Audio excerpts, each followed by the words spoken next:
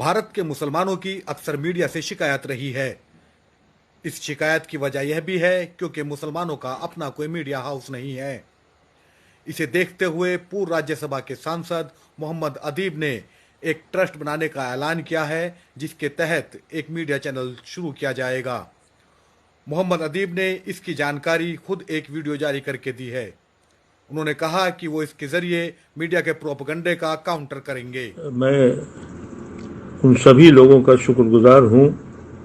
मैंने जो एक मैसेज दिया था ऐसे वक्त में जब इस मुल्क में सिर्फ एक आवाज़ सुनाई देती हो, जहां हुकूमत की आवाज़, पार्लियामेंट की आवाज़ एक ही आवाज़ बोली जाए, जहां सुप्रीम कोर्ट की आवाज़, अदालतों की आवाज़, इलेक्शन कमीशन की आवाज़ या कोई भी इंस्टीट्यूशन हो, वो सिर्फ एक ज़बान बोलता है, दूसरी ज़बान बोलने का हक नहीं है।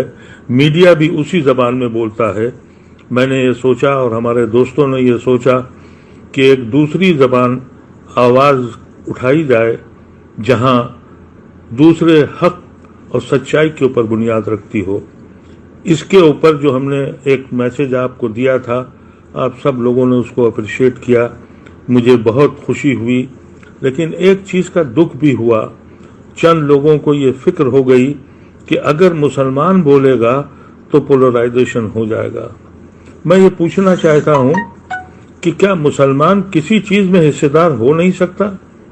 आरएसएस ने यही तो किया है कि हमारे सेकुलर हिंदू भाइयों को भी इतना डरा दिया है कि अगर तुम मुसलमान के लिए बोले तो पोलराइजेशन हो जाएगा। यही वो खौफ है जिसकी वजह से मैंने ये कोशिश करी कि एक दूसरी आवाज़ खड़ी हो जिसमें ये डर न हो कि अगर इनजस्टिस मुसलमान के साथ हो रहा है तो हम बोलेंगे तो हम देशद्रोही कहलाएंगे, अगर दलित के साथ हो रहा है हम बोलेंगे तो शायद देशद्रोही कहलाएंगे। मेरे कुछ साथियों ने सुबह जाहिर किया है कि अगर हमने ये चैनल खोला तो फिर पोलराइजेशन हो जाएगा।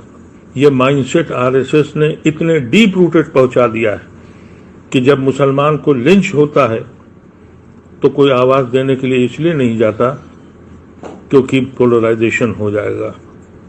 यहां तक कि कांग्रेस पार्टी जो गांधी की सोच और नेहरू के विजन पे थी, उसके खानदान का एक लड़का राहुल गांधी, उसने पहली बार आरएसएस से हेड ऑन लिया। हम सब लोगों को इत्मीनान हुआ कि गांधी की वो, नेहरू की वो फिक्र हिंदुस्तान में भी बाकी है। लेकिन जब वो मध्य प्रदेश इलेक्शन लड़ने गया तो कांग्रेस पार्टी के लोगों को ये कहना पड़ा कि ये शिव भक्त है, ये जनेऊधारी ब्राह्मण है। मैं हैरत में रह गया, क्या राहुल गांधी को ये जरूरत थी बताने की कि उसके अंदर जो खून बह रहा है वो जवाहरलाल नेहरू का है, उस इंदिरा गांधी का पोता है, वो राजीव गांधी का बेटा है? क्या उसको जरूरत पड़ी? यही तो फतेह है आरएसएस की, और यही फतेह है जिसने बहुत से हमारे सेकुलर हिंदू भाइयों को डरा दिया है। मैंने कभी भी मुस्लिम पार्टी की या मुस्लिम सियासत की तारीफ नहीं कर रहा हूं। मैंने हमेशा ये कहा है कि एक सांझी विरासत बनेगी। अगर जो मजालिम हो रहे हैं, जो खबरें मीडिया में नहीं दिखाई जा रही हैं, अगर उसका एक प्लेटफॉर्म बनता है और उसमें एक मुसलमान की बात एक सेकुलर हिंदू रखता है, तो क्या पोलराइजेशन हो जाएगा? अगर हो जाएगा तो फिर इस मुल्क में फिर हमारे लिए कुछ बचा नहीं है। मैं इन लोगों से कहना चाहता हूं जो ये डर गए हैं कि पोलराइजेशन हो जाएगा, अगर इतनी हिम्मत नहीं है हक बात कहने की, क्योंकि ये वो मुल्क है जहां रोज लोग मारे जाते हैं, आवाज बुलंद नहीं होती।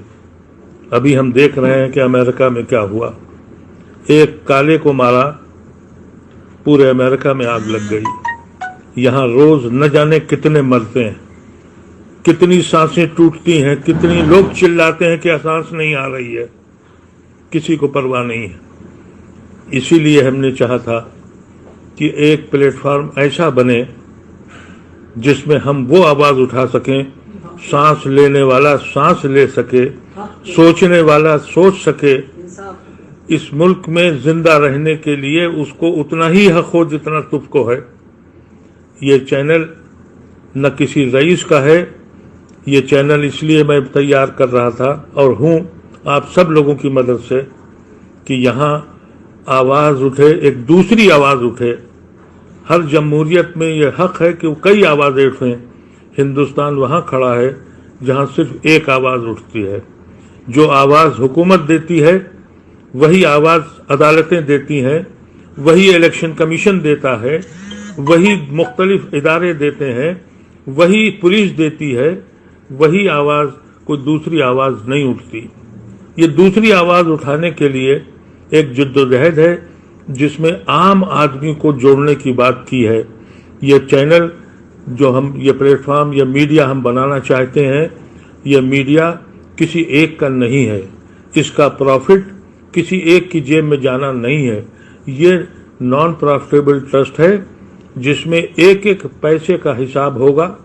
ہر انسان کو حق ہوگا کہ وہ معلوم کرے کہ یہ پیسہ کہاں سے آیا اور کہاں گیا, اور جتنے پیسے بڑھتے جائیں گے ہم اتنے ہی اس کو بڑھاتے جائیں گے. ہم بالکل ایڈوانس سٹیج میں ہیں کہ اس کو پورا کرتے ہی, اس چینل کو وائر کے لیول پہ لاتے ہی ہم اس کو نیشنل ٹیلی ویژن پہ لائیں گے. اور اس کے لیے ہم آلریڈی نیگوسیشن کر چکے ہیں. اگر اللہ نے مدد کری تو اگست یا ستمبر سے 1 گھنٹہ ہم روز ایک نیشنل ٹیلی ویژن پر ایک پروگرام کریں گے جس میں کمپیٹنٹ مسلمان یا ہندو اینکر اس کو چلائے گا اور بہترین اینکر چلائیں گے. اور ہم ایک دوسری آواز پیدا کرنے کے لیے کر رہے ہیں. میں اپنے ان سیکولر بھائیوں سے جن کو یہ ڈر لگ رہا ہے کہ پولرائزیشن ہو رہا گا, میں ان سے صرف اتنا کہنا چاہتا ہوں کہ آر ایس ایس کے اس جنگل سے باہر نکلیے. یہ آر ایس ایس ہندوستان کا تصور نہیں کیا, اس نے ہندوستان کا تصور گاندھی کی سوچ نے کیا تھا, اور گاندھی کی سوچ میں مسلمان کی مدد کرنا جرم نہیں تھا, نہ ہی خوف تھا. اس دور سے نکل جائیے. میں آخر میں آپ سب لوگوں کا پھر شکریہ کر کے یہ کہتا ہوں کہ بہت جلد میں وہ ساری چیزیں انکلوڈنگ اکاؤنٹ نمبر جیسے ہی یہ لاک ڈاؤن ختم ہوگا یا اور ہلکا ہوگا آپ کے سامنے پیش کروں گا. یہ اس تحریک میں میرے ساتھی پروفیسر ترپاٹھی اور دوسرے میرے بہت سے ساتھی اس میں شامل ہیں جو ہم سب لوگ مل کے لڑ رہے ہیں. اس کو یہ مت کیجئے کیونکہ یہ دستور بن گیا ہے کہ مسلمان کا نام اکیلے نہیں لیا جاتا. جب مسلمان پہ آفت آتی ہے تو یہ کہا جاتا ہے کہ مسلمان, بیکورڈ, دلت اینڈ سو. کسی میں ہمت نہیں ہے یہ کہہ سکے کہ مسلمان پہ تکلیف پہنچی ہے. اس مائنڈ سیٹ سے ختم کر دیے. میں آپ سے پھر گزارش کرتا ہوں, اپنے کو پھر سے سوچئے. ہم آر ایس ایس کے ٹریپ میں پھنستے چلے جا رہے ہیں. ہماری لڑائی صرف آر ایس ایس اور اس کی سوچ سے ہے اور کسی سے نہیں ہے. اور جس دن ہم نے اس سوچ سے اپنے کو بچا لیا اس دن ہم اپنے ملک کو بچا لیں گے اور گاندھی اور نہرو کے خواب کو پورا کریں گے. بہت شکریہ.